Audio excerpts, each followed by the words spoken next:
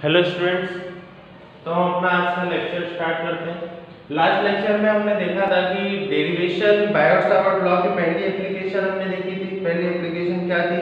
Magnetic field at the centre of current carrying circular coil. ठीक है, हमने एक सर्कुलर कॉइल बनाई थी जिसमें हमने देखा था कि उसके सेंटर पर intensity of produced magnetic field क्या होती है। ठीक है, उत्पन्न हुई चुंबकीय क्षेत्र की तीव्रता वहां पर क्या होती है ये हमने निकाल ली थी। अब आज हम क्या करने वाले हैं, इसी में हम थोड़ा सा इसमें 3D का पार्ट लेंगे। ठीक है, कैसे मैं आपको बताता हूँ। तो देखो, आज हम उसी पार्ट के मतलब अगर मैं बात कर रहा हूँ एक्सिस की, तो हमने सर्कल के मैंने कुछ इस टाइप से सर्कल बनाया था। तो सर्कल के सेंटर पर हमने अभी क्या निकाली थी? इंटेंसिटी ऑफ मैग्नेटिक फील्ड निकाली थी। अब मैं क्या करने वाला हूँ, इसके सेंटर पे ना निकालते हुए इसकी सेंटर से एक एक्सिस गई है। ठीक है, इसकी सेंटर से क्या गई है? एक एक्सिस गई है। और इस एक्सिस पर मैं क्या निकालूंगा? इस एक्सिस पर एक पॉइंट है P, जिस पर मुझे इंटेंसिटी ऑफ मैग्नेटिक फील्ड निकालनी है। आया समझ में आपको? मैं क्या बोल रहा हूँ यहाँ पे? सिंपली एक सर्कल दिया हुआ है, उसके एक्सिस पे मतलब ये एक सर्कल हो गया, तो उसके सेंटर से यहाँ पर एक एक्सिस है, यहाँ पर आपको क्या करनी है? इंटेंसिटी ऑफ मैग्नेटिक फील्ड निकालनी है। तो सबसे पहले कुछ आपके पॉइंट्स क्लियर होने चाहिए। जैसे कि हम करने क्या वाले हैं यहाँ पर कि मैं पहले क्या करता था कि अगर कभी भी मुझे बायोट-सावर्त लॉ पुट करना है तो मैं सिंपली एक छोटा सा एलिमेंट ले लेता था और छोटे एलिमेंट से P तक की दूरी निकाल लेता था। अब यहाँ सेंटर से उसने P तक की दूरी दी है, मैं ऐसा मान लेता हूँ सबसे पहले तो यहाँ पर क्या है? सेंटर जो है, सेंटर से जो इसकी रेडियस है, ये रेडियस को मैं मान लेता हूँ A। अब ये यहाँ तक की भी A होगी, यहाँ तक की भी A होगी, ये हर जगह क्या होगी? A होगी। रेडियस तो सेम होती है, तो मैंने जो यहाँ पर रेडियस है वो क्या मान ली है? A। ये जो O से लेकर P तक की डिस्टेंस है, इसे मैं क्या मान लेता हूँ? X। ठीक है, O से लेकर P तक की जो डिस्टेंस है इसे मैंने क्या मान लिया? यहाँ पर X मान लिया। अब मुझे क्या करना है कि यहाँ पर सेंटर से तो P तक की डिस्टेंस मैं ले नहीं सकता। ठीक है, क्यों नहीं ले सकता? मुझे किस किस चीज की जरूरत है? तो मैं बता देता हूँ, dV is proportional to ideal sin theta upon में r स्क्वायर। r क्या होता था? तो मुझे पता है कि जहां पर इलेक्ट्रिक करंट फ्लो हो रहा है जिस वायर में, वहां से लेकर P तक की दूरी को हम r बोलते थे। लेकिन यहाँ सेंटर में तो फ्लो हो ही नहीं रहा।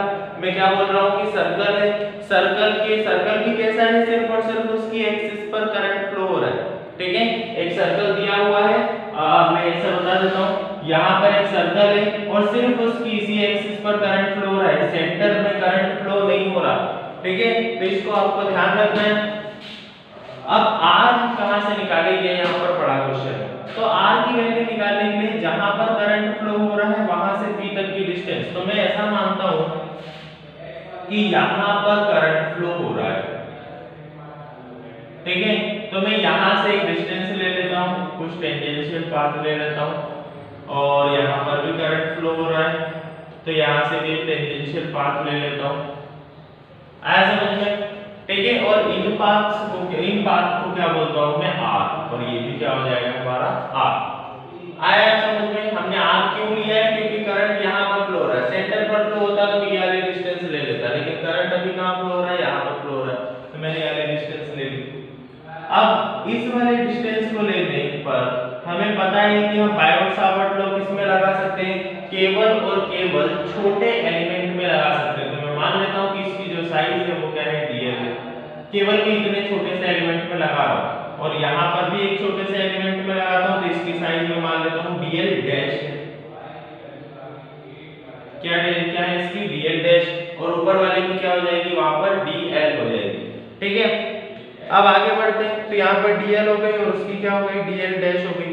कुछ एंगल्स यहाँ पर पढ़ लेते हैं, जैसे कि सबसे पहले मैं अगर A पॉइंट पर, इस पॉइंट को मैं दे देता हूँ A, इस पॉइंट को मैं दे देता हूँ B। ठीक है, A पॉइंट हो गया और ये वाला पॉइंट क्या हो गया हमारा? B। अगर मैं A पॉइंट पर मैग्नेटिक फील्ड निकालूंगा, सॉरी A पॉइंट पर करंट फ्लो होने की वजह से B पॉइंट पर मैग्नेटिक फील्ड निकालूंगा, तो उसके लिए एक्सप्रेशन क्या बनेगा?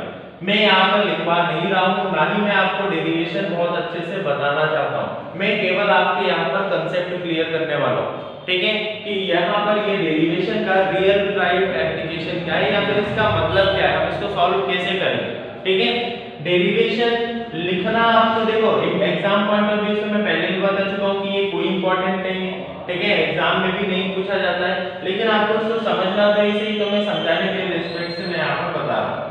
स्टार्ट करते हैं। सबसे पहले ए पॉइंट पर अगर मैं निकालता हूँ तो मैं मान लेता हूँ dv is proportional to I। अब यहाँ पे डिस्टेंस क्या है, dl है, तो मैंने लिख दिया dl sin थीटा अपॉन में r स्क्वायर। आया जरा समझ में, I dl sin theta upon में r स्क्वायर। तो यहाँ पर sin थीटा की बात करते हैं। sin थीटा की वैल्यू क्या होगी, थीटा। थीटा की वैल्यू कैसे निकालेंगे, तो मान लो कि ये सर्कल है, ये रिंग बनी हुई है, ठीक है, इस रिंग के सेंटर पॉइंट से यहाँ पर एक एक्सिस है, मतलब कुछ ऐसी एक्सिस है, ठीक है। अब इस एक्सिस को अगर मैं कुछ इस तरीके से कर लेता हूँ, मतलब ये जैसा बना हुआ है, तो ये कुछ ऐसा बना हुआ है कि यहाँ पर ये सर्कल हो गया और इस पर एक्सिस है, तो सर्कल कुछ ऐसा होगा और एक्सिस कुछ ऐसी होगी। ये पॉइंट जो है हमारा ये P पॉइंट है, ठीक है। इस पर अगर मैं इस वाली लाइन का और इस वाले लाइन का एंगल देखूंगा, क्योंकि हम एंगल हमेशा किसके बीच में निकालते हैं, ये जो लाइन थी और उससे जहां पर करंट फ्लो हो रहा है उसके बीच में, तो हमें एंगल कहां निकालना पड़ेगा, इसके बीच में लगाना पड़ेगा, निकालना पड़ेगा। अब मान लो कि यहाँ पर ये सर्कल हो गया, ठीक है, मैं आपको बहुत रियल में बता रहा हूँ, यहाँ पर करंट फ्लो हो रहा है, ये हमारा क्या हो गया, ये पॉइंट हमारा P हो गया और ये टेंजेंशियल एक्सिस हो गई, जो ये वाली एक्सिस है उसको मैं इस तरीके से यहाँ पर रिप्रेजेंट कर रहा हूँ, ठीक है, सर्कल हमारा पीछे। अब मुझे बताओ इस वाली लाइन और इस वाली लाइन के बीच में एंगल कितना होगा, तो ध्यान से देखना है, एंगल हम किसको बोलेंगे, यहाँ पर कुछ और नहीं है, एंगल हम इसको बोलेंगे, ठीक है, ये एंगल होगा हमारा। अगर ये एंगल है तो ये एंगल कितना है, 90 डिग्री। अब देखो मैं इसको थोड़ा और झुकाता हूँ, झुकाने पर भी ये एंगल कितना रहेगा, 90 डिग्री। मैं इसको और थोड़ा झुकाता हूँ, उस पर भी ये एंगल कितना रहेगा, 90 डिग्री। मतलब कि ये टेंजेंशियल जो पाथ है, ये सर्कल कुछ ऐसा रखा हुआ है, इसके ऊपर टेंजेंशियल पाथ है, तो इसको मैं कितना भी मूव नीचे की तरफ कर लूं, लेकिन ये कभी भी अपना एंगल को चेंज नहीं करेगा। इसलिए P पॉइंट चाहे यहाँ हो, चाहे यहाँ हो, चाहे यहाँ हो, कहीं पर भी P पॉइंट हो, लेकिन एंगल किसके बीच में कितना बनेगा, हमेशा 90 डिग्री का बनेगा। तो थीटा इक्वल टू क्या हो गया हमारा, 90 डिग्री हो गया।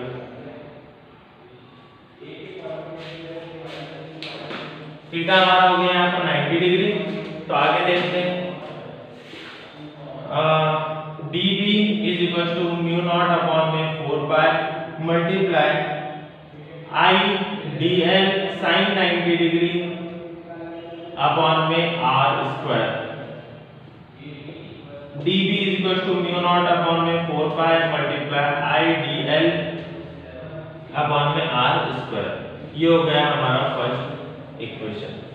क्लियर है, ठीक है। थीटा को आपको यहाँ पर अच्छे से ध्यान रखना है। अगर थीटा अभी भी समझ में ना आया हो तो आप व्हाट्सएप पर मैसेज कर देना मुझे, तो मैं अगले लेक्चर में उसको वापस से रिपीट कर दूंगा, ठीक है। लेकिन यहाँ पर थीटा को समझना बहुत ज्यादा जरूरी है। अब देखते हैं आगे। तो सेकेंड चीज यहाँ पर जो समझने वाली है वो है करंट की डायरेक्शन। तो मैं यहाँ पर मैं देख रहा हूँ रिजॉल्विंग कैरेक्टर्स।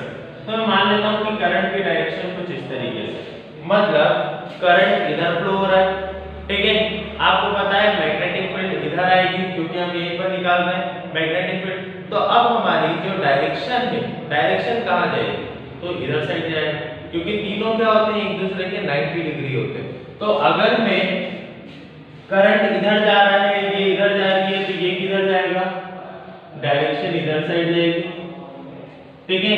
डायरेक्शन इधर जाएगी। मैं इसको कुछ कैरेक्टर्स में रिजॉल्व करता हूँ। पहला ये ऊपर की तरफ, एक नीचे की तरफ।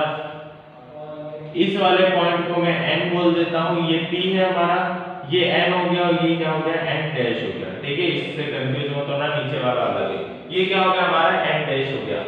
ये O है, इसको आप इधर की तरफ बढ़ा दो कुछ इस तरीके से, ठीक है। डायग्राम वहां पर ऐसे ही बना हुआ है, तो उसको डायग्राम को ऐसा क्यों बनाया गया है उसका रीजन मैं यहाँ पर बताता हूँ, ठीक है। ऐसा हो गया ये Pn और इसके डायरेक्शन जो भी है। अब यहाँ पर हम क्या बोलने वाले हैं कि रिजॉल्व किधर साइड होगा। तो मैंने आपको बताया कि ये डायरेक्शन इधर साइड होगी, क्योंकि इसके 90 डिग्री क्या है, ये, ठीक है, इसलिए मैंने इसको तिरछा बनाया। अगर इसके हम 90 डिग्री देखते तो ये होता, लेकिन हमारी लाइन क्या है, ये हमारी मैग्नेटिक फील्ड है। तो अगर मैग्नेटिक फील्ड की डायरेक्शन कुछ इधर है तो इसके 90 डिग्री इधर होगा, तो ये 90 डिग्री हो गया। इसको मैं क्या बोलता हूँ यहाँ पर थीटा, ठीक है। अब ध्यान रखना ये 90 डिग्री है, ये दोनों लाइन के बीच में नॉर्मल ये है। रिफ्लेक्शन आप सबने फिजिक्स में पढ़ा होगा, उसमें क्या होता है, दो लाइंस के बीच में नॉर्मल ये रहा, ठीक है। तो यहाँ पर जो एंगल बन रहा है, यहाँ पर कौन सा एंगल बनेगा, मान लेता हूँ मैं फाई बनेगा, क्योंकि थीटा मैं वहां पर ले चुका हूँ, इसलिए यहाँ पर क्या लेता हूँ फाई। अब अगर मैं इसकी बात करूँ तो ये क्या हो गया, हमारी रिफ्लेक्शन की लाइन हो गई, ये क्या हो गया, नॉर्मल। नॉर्मल से बनने वाले एंगल हमेशा क्या होते हैं, इक्वल होते हैं, तो ये भी क्या हो जाएगा, फाई हो जाएगा।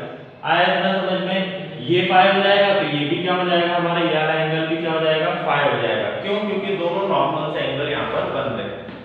आगे देखते हैं, सिंपली ये हो गया हमारा राइट एंगल ट्रायंगल, और ये हमने यहाँ पर एंगल बना दिया जिसकी वैल्यू क्या है, फाई। हमारा पॉइंट जा किधर रहा, इधर साइड में, इसको दे देता हूँ ओ डैश। तो रिजॉल्व किधर होगा, देखो पी ओ डैश और पी एन, इनके बीच में हमारी लाइन जा रही है, मतलब फोर्स की जो वैल्यू आ रही है वो किधर आ रही है, दोनों के बीच में। तो हमारे रिजॉल्विंग कैरेक्टर्स क्या हो जाएंगे, यहाँ पर रिजॉल्विंग कैरेक्टर्स हो जाएंगे पी ओ डैश और पी एन, ठीक है। पी ओ डैश हो जाएगा और पी एन हो जाएगा। ये हो गया हमारा डीबी। सबसे पहले हमने किसके लिए निकाला, डीएल के लिए, इसको आप नोट कर लेना अच्छे से। आगे बढ़ते हैं, सेकंड के लिए हम किसके लिए निकालेंगे, डीएल डैश के लिए। तो ध्यान से देखना, अब मैं निकाल रहा हूं dp dash is equal to mu not upon में 4 pi multiply I dl dash sin theta क्या होगा, यहां पर भी वही 90 डिग्री, तो sin 90 डिग्री अपॉन में r स्क्वायर। तो जो dp डैश की वैल्यू है वो क्या आ जाएगी, म्यू नॉट अपॉन में 4 pi multiply I dl dash upon में r स्क्वायर। ये हो गई हमारी सेकंड इक्वेशन। इसका रिजॉल्विंग कैरेक्टर देखेंगे तो जैसे इसका इधर आ रहा था, ये लाइन है, तो इसका किधर आएगा, इधर। यहाँ पर भी वही सेम मेथोडोलॉजी कि ये वाला एंगल और ये वाला एंगल दोनों क्या होंगे, यहाँ पर बराबर होंगे। क्यों बराबर होंगे, क्योंकि दोनों किससे मिल रहे हैं, नॉर्मल से मिल रहे हैं। अब इसकी अगर मैं बात कर रहा हूँ कि रिजॉल्विंग कैरेक्टर्स, तो पी ओ डैश और पी एन डैश, इन दोनों के बीच में ये लाइन जा रही है, तो इसको मैंने क्या बोल दिया, रिजॉल्विंग। इसके कैरेक्टर्स क्या हो जाएंगे, पी ओ डैश और पी एन डैश। हमें यहाँ पर अब क्या मिल चुकी है, दो लाइंस मिल चुकी हैं। अगर मैं डीएल की बात कर रहा हूँ या फिर दोनों पॉइंट्स की बात कर रहा हूँ, तो हमें यहाँ पर पॉइंट्स मिल चुके हैं, ठीक है। अब क्लियरली अगर हम देखें तो अब फॉर्मूला मैं यहाँ पर लगाने वाला हूँ। फॉर्मूला क्या होता है कि आपको dv पता है और आपको dp डैश पता है, लेकिन आपको dv पता है क्या, मतलब b की वैल्यू, प्रोड्यूस्ड मैग्नेटिक फील्ड की वैल्यू आपको पता है क्या, नहीं पता। तो dv का फॉर्मूला होता है b निकालने का, b is equals to summation of dv sin theta, ठीक है। b is equals to क्या होगा, summation of dv sin theta. b is equals to summation of dv, dv क्या है, ये तो dp डैश है, ये ना dv क्या है, म्यू नॉट अपॉन में 4 pi multiply I dl upon में r स्क्वायर sin थीटा। ऐसा में r स्क्वायर sin थीटा। अब यहाँ पर मैं क्या लगाता हूँ, sin थीटा। sin थीटा क्या होता है, p अपॉन में h, तो p क्या है, यहाँ पर a है, h क्या है, r है। आप इधर भी देखोगे तो p क्या है, a है, और h क्या है, r है, हाइपोटेनस r है, और ये क्या हो जाएगा हमारा परपेंडिकुलर। तो sin theta is equal to क्या होता है, परपेंडिकुलर अपॉन में hypotenuse. b is equal to submission केवल किस में लगता है, सिर्फ और सिर्फ ऐसी टर्म में लगता है जो कि वेरिएबल। यहाँ पर वेरिएबल क्या है, म्यू नॉट अपॉन में 4 पाई, तो कांस्टेंट है। आईडीएल की बात करूं तो आई कांस्टेंट है, आर स्क्वायर कांस्टेंट है। sin थीटा भी यहाँ पर अगर मैं बात करूं, sin थीटा की वैल्यू क्या है, a अपॉन में r, तो ये भी कांस्टेंट है। सबमिशन केवल किसका होगा, dl का होगा, ठीक है। आगे बढ़ते हैं, तो b is equal to mu not upon में 4 pi multiply I a upon में r स्क्वायर और r दोनों का मल्टीप्लाई हो जाएगा, क्या हो जाएगा, r cube. Submission of dl, submission of dl देखते हैं। dl को मैं सबमिशन मतलब सबको जोड़ देता हूं, dl जितने भी हैं यहां पर सबको जोड़ देता हूं, क्या बन जाएगा, circumference of circle. Circumference of circle का फार्मूला होता है 2 पाई r, लेकिन यहां पर रेडियस क्या है, a है, तो मैं यहां पर क्या लिख दूंगा, 2 पाई a मतलब b equal to mu not upon में 4 pi multiply 2 pi i a square upon में r क्यूब। ये हो गया पहला। दूसरा, हमें r की वैल्यू यहाँ पर नहीं पता, हमने r यहाँ पर मन से लिया था, r की वैल्यू हमें पता है क्या नहीं, लेकिन हम पता कर सकते हैं क्या, तो हाँ हम पता कर सकते हैं। कैसे? ये परपेंडिकुलर की डिस्टेंस हमारे पास a है, हमारे पास बेस की डिस्टेंस क्या है x है, तो आप हाइपोटेनस आसानी से निकाल सकते हो। ये आपके लिए होमवर्क है, आप r की वैल्यू को निकालोगे और इसमें पुट करोगे। ठीक है, अगले लेक्चर में मिलते हैं। Thank you.